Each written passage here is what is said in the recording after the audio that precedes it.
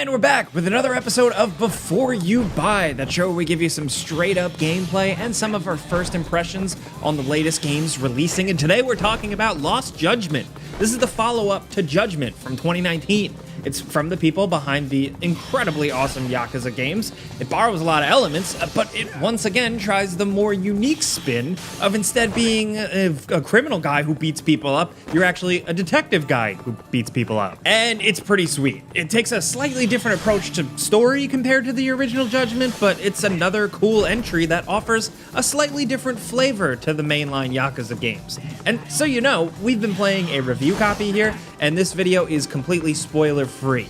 And the gameplay footage, of which I only captured the first few hours, not to spoil anything, it was all captured on PS5. So in it, you play as Private Eye Detective Takeuchi Yagami, who at the start ventures out of his home base Kamurocho district over to Izazaki and Jicho, where some colleague friends of his from the previous game have set up their own private detective agency.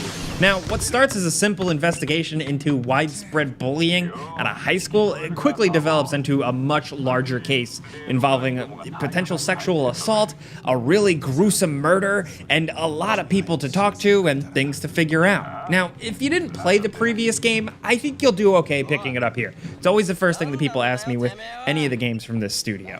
There are tons of returning characters, for sure, but the game does a pretty good job of cluing you into everything. And the actual investigation and the main story is mostly a completely new thing.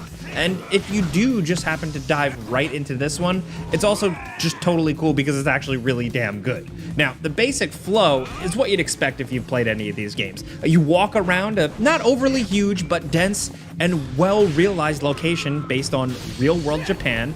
This time there are two regions, like I mentioned. There's Kamurocho and there's Izazaki. You talk to people, you engage in a lot of kind of detective-style aspects of gameplay, searching for clues, asking people questions, using some of your tools, and of course, you fight a lot of dudes, engaging in a really great brawler combat system.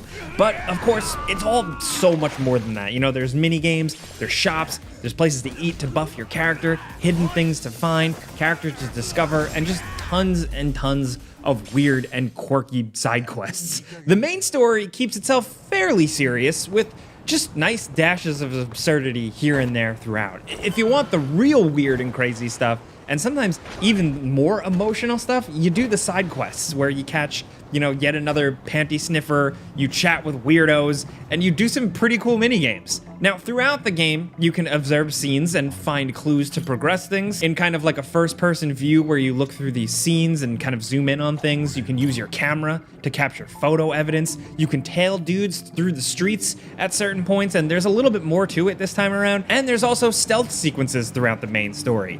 There's a few things to them, but I really didn't like the stealth parts. They're kind of awkward and kill the pace. But you also now have a skateboard that you can throw down and get around town even faster. It works pretty similar to sprinting, and you can still get into random fights and do regular around town stuff, but you can also do a couple of little skateboarding tricks too.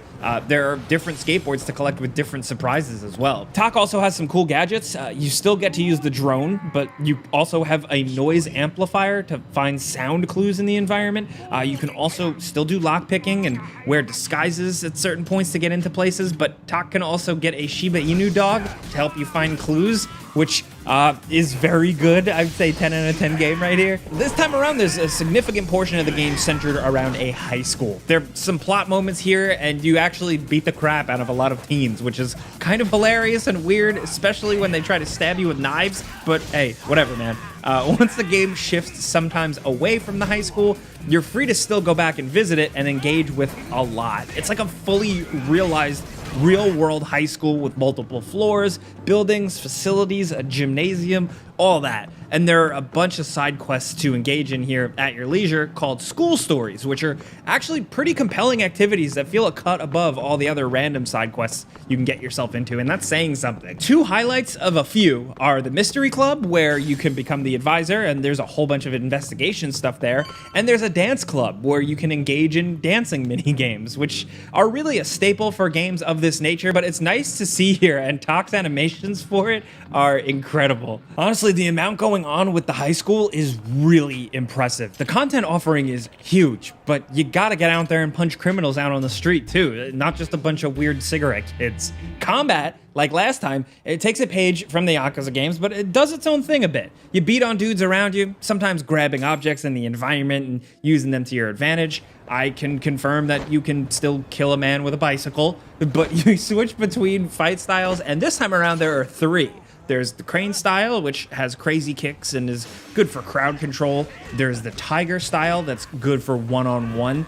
And the new snake style, which is absolutely my favorite by far. It focuses on a bit more on counters and defense, and you can also disarm dudes with it and do special attacks that scare the crap out of them. Combat is still really fun and a nice little deviation from Yakuza, especially with Takeuchi's mobility. His throws are cooler, and his ability to do wall run attacks and stuff are so awesome and make burning that EX gauge that much better. Along with this, you're once again upgrading your character and upgrading your general abilities and your fight style moves, giving you more advantages like special knockdown hits, charged hits, more health, attack bonuses for when you're low on health, all that type of stuff. You spend experience to unlock these in a tree. Pretty standard video game fare, nothing too shocking, but all of it gets the job done. Now, part of the reason I personally love all the games from this studio is that there's just kind of a lot of everything. You know, it's a kitchen sink type game in terms of stuff you might like.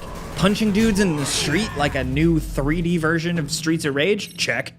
Serious Japanese drama? Really compelling, pretty much up there with the best stuff every single time? Check. Minigames? Down to the point of being able to play ported Master System games? Check. Weird, absurd characters and situations? Check. Just hours and hours and hours of gameplay?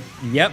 A compelling main character? Yep, it's all there. There's a lot to love, and that's why people love this subgenre, and I can never stop talking about it ever since I played Yakuza 0. The main character's actor, Takuya Kimura, once again does a great job. His presence and his voice is believable, despite him kind of looking too cool for any situation in the game. I mean, I play with Japanese voice acting with English subtitles, so I don't know for sure, but he seems awesome to me, as does the rest of the supporting cast, you know, a few of which are prominent Japanese actors. Soma being a standout character, no spoilers. But if you want, there's also an English language setting available as well. Now, Lost Judgment at first might seem like more of the same, and structurally, like a lot of it might be, yeah, but it's also a massive step up in terms of storytelling. Yes, once again, you're not technically really solving crimes, you're kind of going through the motions, you're not actually putting all of the clues together all of the time, but that's a side thing really, because this ain't an Ace Attorney game. This is a drama, a story first and foremost, with strong, focused directing and writing. With the original game, Judgment, I was like, okay, pretty cool. I guess it's cool that they're spinning off from Yakuza, but I don't know. But with Lost Judgment, it clicked so much more, and it's pretty awesome. Again, it's not perfect. Sometimes there's pacing problems, and some of the mini stuff and the side stuff with finding random crimes, really, the whole explanation of it all slows the game down to a screeching halt. And like I said, not a fan of the stealth sequences, but otherwise, this is a damn good game. I'm really enjoying it. But of course, this is a before you buy. You guys probably know how this goes by now. I give you some pros, some cons, and some personal opinion. And now I want to hear yours down in the comments. Did you like the original game? Do you like any of the games from this studio? Are you still a newcomer? Because I'll always say start with Yakuza 0. That's the best starting place. But also, I mean, the Judgment games are pretty great on their own as well. So I don't know. We definitely want to hear what you're thinking about these games, about this genre, down in the comments. Definitely hit us. Now, if this helped you out and maybe informed you a little bit, clicking the like button's all you got to do. It really helps us out. But as always, man, I gotta say it, I mean it. Thank you guys for watching these videos so much, and we'll see you next time.